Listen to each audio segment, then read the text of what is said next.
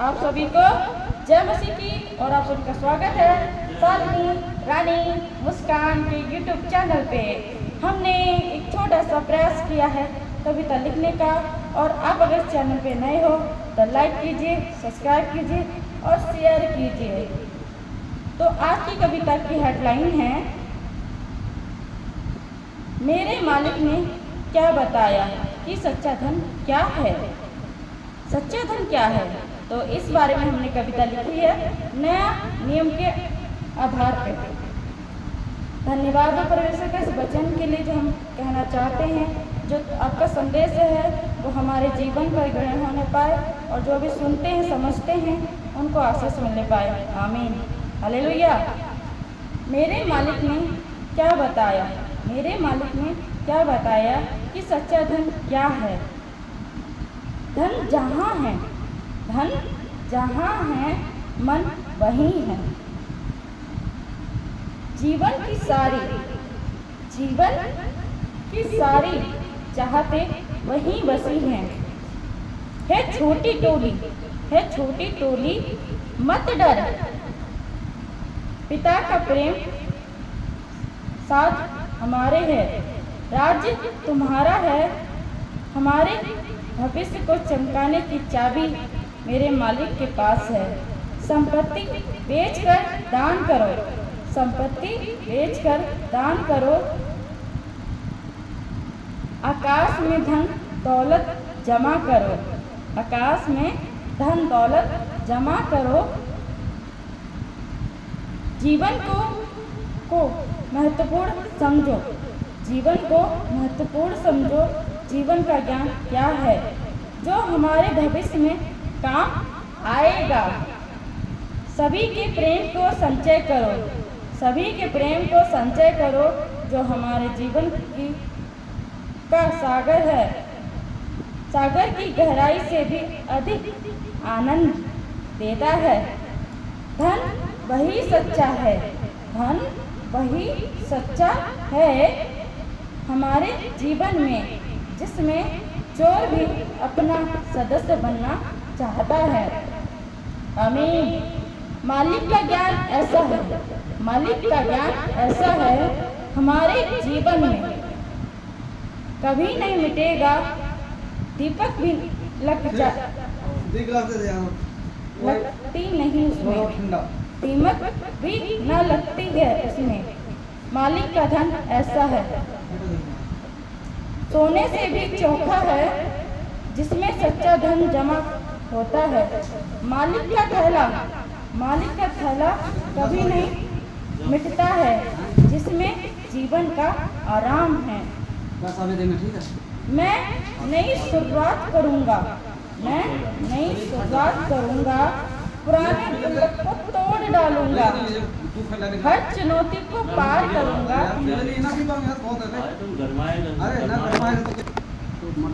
हर चुनौती से संघर्ष करूंगा, नई सफलता प्राप्त करूंगा, नई सफलता प्राप्त करूंगा। अपना सब अन्य और जीवन की संपत्ति, अपना सब अन्य और जीवन की संपत्ति को सफल बनाऊंगा। मेरा जीवन आनंद से बीतेगा। मेरे पास सब कुछ है, मेरे पास सब कुछ है। धन दौलत की कमी ना है, शांति और आनंद के लिए बहुत कुछ है। जब तक जीवन मेरे पास कुछ सालों तक है, जीवन जीने के लिए बहुत साधन है। मालिक ने फिर से कहा, इस संसार की दौलत बस एक पल के लिए है। हे मानव सुन ले मेरी वाणी को। तेरी रात को अचानक से मृत्यु हो जाए, वही तेरा अंतिम समय होगा। जो कुछ तूने इकट्ठा किया है वह सब किसका होगा, वह सब किसका होगा। मेरी संपत्ति और पैसा तो कुछ काम का नहीं। जो तूने कमाया इस संसार में वो सब बेकार हो जाएगा। मिट्टी का खिलौना है, मिट्टी में मिल जाएगा। शरीर मिट्टी में मिल जाता है, आत्मा प्रभु के पास चली जाती है। आया था संसार में कमा रहे तुम ऊपर लगत हो जाए तो भैया ना कमाएंगे तो आदमी जीव कैसे, समझ में ना आता यार। हाँ, उसके बारे में आगे मैंने बताया है। हाँ, आया था संसार में तो शारीरिक रूप में, आया था तो संसार में शारीरिक रूप में, उसकी भी कुछ अभिलाषा हैं, उसकी भी कुछ अभिलाषा हैं। उसको पूरा करने का बस एक साधन है धन दौलत। मालिक की नज़र में ये धन सब बेकार है। प्रेम का धाम वही है। बंधन का शब्द का अर्थ अति सुंदर है मेरे जीवन में। मेरे मन की डोर मालिक के मन के डोर से जकड़ गई है। प्रेम की डोर बहुत मजबूत होती है, प्रेम की डोर बहुत मजबूत होती है। जैसे स्वर्ण पर्वत का विशाल, जैसे स्वर्ण पर्वत अटल है, वैसे ही प्रेम की डोर अटल है। यही वास्तविक सत्य है। दूसरों से प्रेम करो और भावना प्रेम की रखो, यही मेरा संदेश है। मालिक की नज़र में सत्य ही धन है। प्रेम उसका स्रोत है, प्रेम उसका स्रोत है। मेरा मालिक कहता है अपने सब दासों से, प्रेम करो, सत्य को अपनाओ, सबसे अधिक अपने मन की रक्षा कर, क्योंकि वही जीवन का मूल्य आधार है। मन की आंतरिक भाग में ईश्वर की शक्ति है। एक छोटे से कोने में वही हमारे जीवन की दिशा है, वही हमारे जीवन की दशा है। मालिक का ज्ञान विचारों और हृदय में अपने जीवन की चुनौतियों का समाधान करती है। जीवन की साथी है। नकारात्मक ऊर्जा और विचारों को मालिक के सकारात्मक ज्ञान ऊर्जा का विकास से हर कार्य पूरा होता है, इसमें संपूर्ण भी होता है। इसमें ये भी है, मन की गहराइयों में बसा है।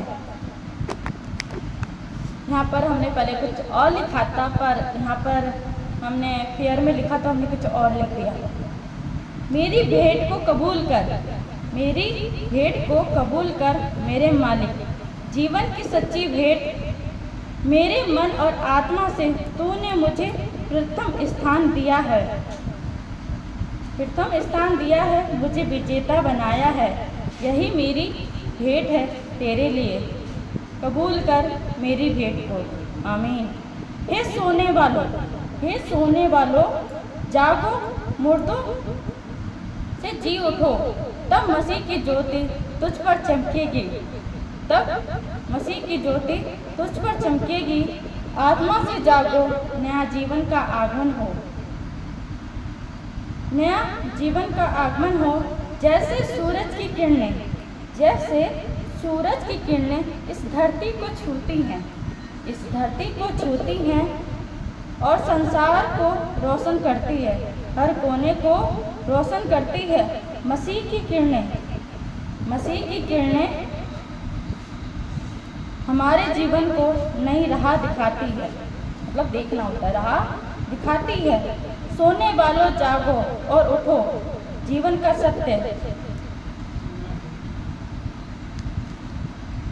सत्य की पहचान करो और अपने मन के भीतर महसूस करो। जैसे हम स्वयं की देह में हर कार्य करते हैं शारीरिक नज़र में, वैसे ही तुम आत्मिक जीवन में भी करो। सचेत रहो, मतलब सचेत करता है सावधान रहो, जागरूक रहो। सचेत रहो और सचेत होकर जीवन जियो। देखो, समझो और सीखो हम कैसे चाल चलन करते हैं, कैसी चाल चलते हैं, जीवन का क्या उद्देश्य है, जीवन का क्या उद्देश्य है हमारा? बुद्धि के समान चलो, बुद्धिमान के समान चलो, मूर्ख के समान ना चलो। मालिक की बुद्धि की शक्ति से जीवन की सफलता मिलती है। मालिक की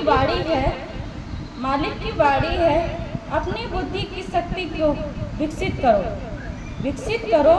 अवसरों को पहचानो तुम, क्योंकि दिन बुरे हैं। आकांक्षाएं मन में बहुत बुलंद हैं, इच्छाएं तो बहुत सारी हैं, मजबूत है विश्वास मेरा इसमें ये है। मालिक ने हमें बुलाया है, वही हमारे जीवन का सहारा है। हर घड़ी मालिक की गुणगान करो, इस मौके को हाथ से ना जाने दो। हो। मालिक का आगमन होने वाला है, हमारे जीवन का अंतिम दिन आने वाला है। मैंने ये बातें तुमसे कही हैं ताकि तुम्हारे मन में शांति मिले और शांति पाओ जीवन में।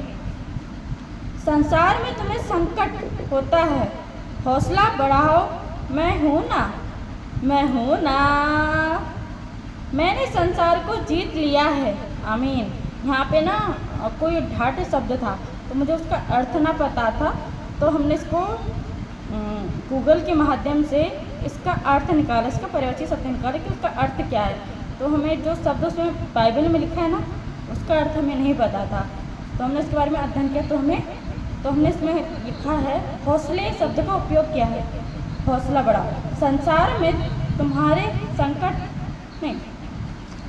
में तुम्हें संकट होता है, हौसला बढ़ाओ, मैं हूँ ना।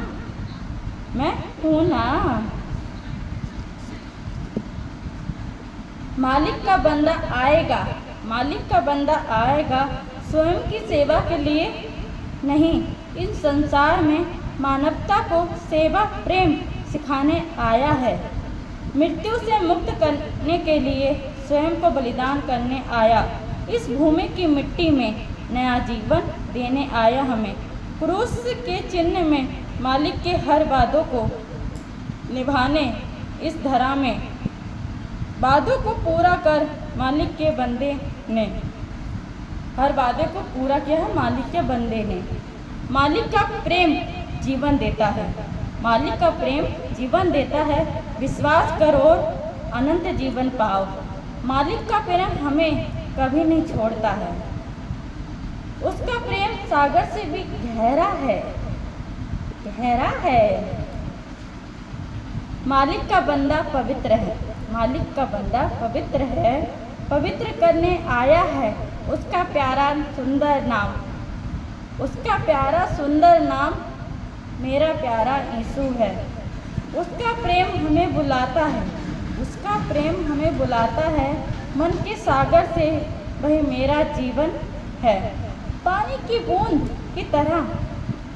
बूंद की तरह मेरा जीवन है। हमेशा जागते रहो, दीपक जलाते रहो, प्रकाश को बढ़ाते रहो। मालिक की राह देखो, आने दो उसको। विवाह से कब लौटेगा हर पल ये सोचो। जब वो आएगा द्वार में दरवाजा खटखटाएगा, तो तुरंत उसके लिए हृदय का द्वार खोलो। उसके आने की खुशी मनाओ। तुम्हारे मुखमंडल में छाई हो खुशियों का संसार। तुम्हारे चेहरे को देखते ही प्रभु के मन में आनंदित हो जाए और आनंद का आनंद से परिचय हो जाए। धन्य है वे दास जिन्होंने मालिक की छवि को पहचानता और समझता है। यहाँ पे थी, मैंने यहाँ लिखा है था वो रफ कॉपी में, जिन्होंने मालिक की छवि की पहचानी है। यहाँ पर पहचानी है, जिन्होंने मालिक की छवि पहचानी है। ये शब्द रफ कॉपी में था। हमें जागते हुए पाया। मैं तुमसे सच सच कहता हूँ कि वह आनंद से हर कार्य के प्रति तैयार रहेगा और तैयार रहो। अपने दास के लिए उत्तम भोजन, हर उत्तम वस्तु देने का दिल है मेरे मालिक का। अपने दास को बिठाकर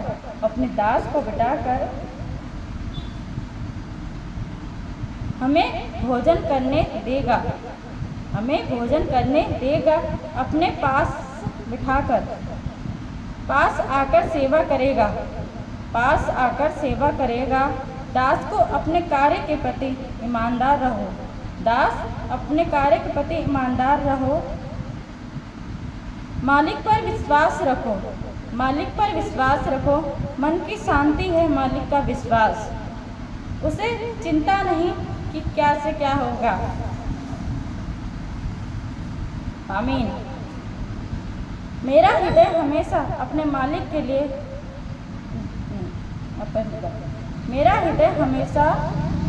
मालिक के प्रति आभारी रहूँगा। वही मेरे जीवन का लक्ष्य है।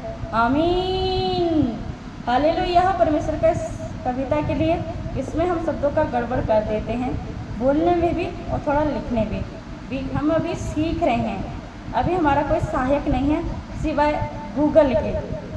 हम उसके द्वारा कविता लिखने का प्रयास करते हैं। और जो हमारे आसपास जो वचन होते हैं, शब्दों का उपयोग किया जाता है, तो जो हमने स्कूल के समय से लेकर अब तक जो सीखा है, हम उन शब्दों का उपयोग इस कविता के माध्यम से करते हैं। आमीन। छोटा सा प्रयास हमारा कविता लिखने का, पर हमें नहीं पता कि हम ठीक से लिखते हैं या नहीं। पर इतना है कि थोड़ा सा ठीक भी लिखते हैं, थोड़ा गड़बड़ भी करते हैं। अगर आपको इसको और अच्छे से लिखने का है तो हमें बताना इसको हम कैसे सुधारें, और नए नए टॉपिक हमें देना। अभी जो वचन हमने आपको बताए हैं ना, तो ये वचन हमें संडे को मिले थे। मतलब रविवार को मिले थे प्रार्थना सभा में। और जो प्रचारक होते हैं उन्होंने हमें ये वचन दिया था। आपको हम बताते हैं, ये तो दूसरा टॉपिक निकल गया जो हम पहले बता चुके हैं आपको। लूका रचित सुसमाचार का है 34:12 का 18, नीति वचन का 4 का 23, 770 पेज नंबर। पीयूसी की पुस्तक 5 अध्याय का 14 से 15, यूहन्ना रचित सुसमाचार का 16 का 13, 156 पेज। और आप मरकुस में भी देख सकते हो कि प्रभु ने कहा था कि 7वां वचन, मुझे वो वचन का नाम अध्याय याद नहीं आ रहा है, क्योंकि उसमें आत्मज्ञान बताइए कि वो शरीर क्या है, उसको हम बताया गया। बहुत सारी जानकारी है। और जो अगर आप बाइबल पढ़ते हो तो आपको विशेष रूप से ध्यान होगा कि जो ऊपर हेडलाइन होती है ना, अगर हम कोई भी पद लेते हैं तो हमें पता चलता है कि हेडलाइन उस पुस्तक में भी है। हम ही बार बार सोचते थे पहले जब हम बाइबल पढ़ते थे ना, स्मरण करते थे कि यहाँ पर भी वचन है, यहाँ पर भी ऐसे कैसे है। तो फिर हमने उनके खासकर उसके हेडलाइन में ध्यान दिया, उसके छोटा सा लिखा रहता है। तो हम सोच रहे हैं तो कैसे लिखा जाए आगे, तो हमें नहीं पता। एक फ़ोन का सहारा है तो फ़ोन से लिखते हैं, और हमारे आसपास जो जानने वाले हैं उनसे भी थोड़ी सहायता मदद लेते हैं। आप भी हमारी सहायता कीजिए वचन के द्वारा। और हमारे परिवार में हमारे कलेक्शन का नाम है जीवन की आशा, वो भी बहुत सहयोग करती है। पर आपको के मन में सवाल उठते हैं कि अच्छा टीचर कौन है हमारे लिए? प्रभु का वचन है क्या उसका सहायक है? जो हमें अगुवाए, जो चेले हैं, कि वो हमारे लिए महत्वपूर्ण है। अगर आपके मन में सवाल उठता है तो जवाब हमें ज़रूर देना। मेरे मन में बहुत सारे सवाल उठते हैं कि जो परमेश्वर का चेला है, परमेश्वर ने जो जिम्मेदारी दी है, जैसे कि अगर अभी तो मैं छोटा हूँ, अगर जो हमसे बड़े उम्र में, जो हमें ज्ञान में बड़े हैं, उन्हें सारे विषयों की नॉलेज है और वेद पुराणों की नॉलेज है, जानकारी है, मतलब सारी पुस्तकों की अगर हमें सही रूप से जानकारी होगी, हम अगर हम सभी पुस्तक को पढ़ेंगे तो हमारे विचारों का विकास होगा और शब्दों का भी विकास होगा, कि हम सही वक्त पर अपने शब्दों को बता सकते हैं और एक ही लाइन में कि कौन सा सत्य है, कौन सा असत्य है। आमीन, हालेलुया, आमीन। जय मसीह की। अगर आपको ये वीडियो अच्छा लगा हो तो लाइक और सब्सक्राइब कीजिएगा। और अभी हम ना सिर्फ कविता लिख रहे हैं, अभी और कॉपी लानी बाकी है। थोड़ा सा अभी हम धीरे धीरे लिख रहे हैं, इतना प्रेशर से नहीं लिख रहे हैं। प्रश्नोत्तरी वाली पुस्तक बनानी है, पुस्तक नहीं, कॉपी बनानी है हमें। रफ कॉपी तो हो जाएगी, पर हमें प्रश्नोत्तरी कॉपी बनानी है, जिसमें हमें जीवन के बारे में क्या है क्या नहीं है पवित्र शास्त्र में, और एक में उदाहरण भी होना चाहिए। अगर आपने बनाए हो, नोट्स बनाए तो आप हमें बता सकते हो कि हमें कैसे करना चाहिए, क्योंकि हमने जो कुछ सीखा है अपने कलीसिया के द्वारा सीखा है, जो हमें सिखाते हैं सिखाने वालों के, और पवित्र शास्त्र से हम सीखते हैं, और वो समय आने पर हमें जीवन में एहसास होता है कि वो हमारे जीवन में घट रहा है। आमीन, हालेलुया। प्लीज़ हमारे सवालों का जवाब दीजिएगा और हमें हेडलाइन में लिख कर दीजिएगा। आमीन, हालेलुया। जय मसीह की। परमेश्वर हम सभी पर आशीष बनाए रखे, और आज के दिन को और जो बीता हुआ समय है उस पर भी बनाए रखे। हमें ऐसा लगता है कि दिन बीत रहा है, हमें ऐसा लगता है कि दिन बीत रहा है, पल भर में साल बीत जा रहे हैं। मरना जीना एक पल का है, यही एहसास हो रहा है। स्कूल का जीवन बीत गया मेरा, स्कूल का जीवन बीत गया, अब कौन सा जीवन आने वाला है। खालीपन सा लगता है मुझको, पर खुद को व्यस्त हम रखते हैं। क्या राय है आपकी इस विषय में, हमें ज़रूर बताना। आमीन। जय मसीह की। अगर आपको ये वीडियो अच्छा लगा हो तो लाइक कीजिए, शेयर कीजिए, सब्सक्राइब कीजिए। धन्यवाद, आपने ये मेरा वीडियो पूरा देखा, शुरू से लेके अंतिम क्षण तक। धन्यवाद। और हमारे सपोर्टर हैं जिनका ये फ़ोन इस्तेमाल हो रहा है, मिस्टर गिरीश राणा, आप सभी का भी धन्यवाद, आपने ये पूरा वीडियो देखा। हालेलुया। परमेश्वर का आपसे बातें करने का मौका मिला।